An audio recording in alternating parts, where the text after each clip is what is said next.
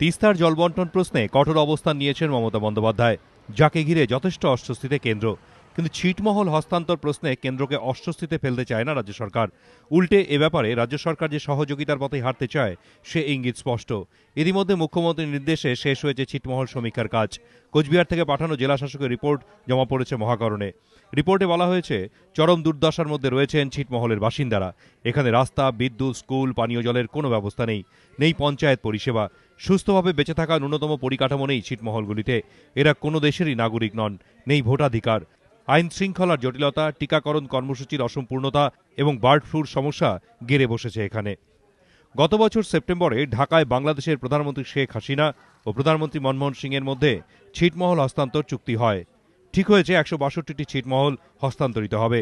ছিটমহলের বাসিন্দারা বেছে নিতে পারবেন তার পছন্দের ভূখণ্ড। এ কারণেই ছিটমহলের অধিবাসী বিনিময় যাতে নির্বিঘ্নে হতে পারে, তার জন্য রাজ্যের সঙ্গে আলোচনা শুরু করল কেন্দ্রীয় সরকার। রাজ্যের স্বরাষ্ট্র সচিবের সঙ্গে সোমবার প্রথম দফায় বৈঠক করলেন ৮ সদস্যের কেন্দ্রীয় প্রতিনিধি দল, যার নেতৃত্বে বিদেশ মন্ত্রকের যুগ্ম সচিব হর্ষবর্ধন সিংলা ছিলেন। বিদেশ মন্ত্রকের বাংলাদেশ ডেস্কের প্রধান স্মিতা পন্ত এবং কেন্দ্রীয় গ্রাম উন্নয়ন এবং স্বরাষ্ট্র মন্ত্রকের আধিকারিকেরা। এই আলোচনায় উপস্থিত ছিলেন কোচবিহারের জেলা শাসকও। চুক্তি অনুযায়ী মোট ১৬২টি ছিটমহল বিনিময় হবে।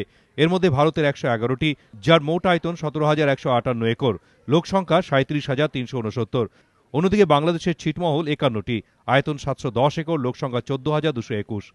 চুক্তি বাস্তবায়িত হলে ভারতের হাতছাড়া হবে ১,১৪৮ একর জমি। সেই সঙ্গে অতিরিক্ত ২২,০০০ মানুষেরও চাপ নিতে হবে ভারতকে। দীপক ঘোষ, এবিপি আনন্দ, কলকাতা।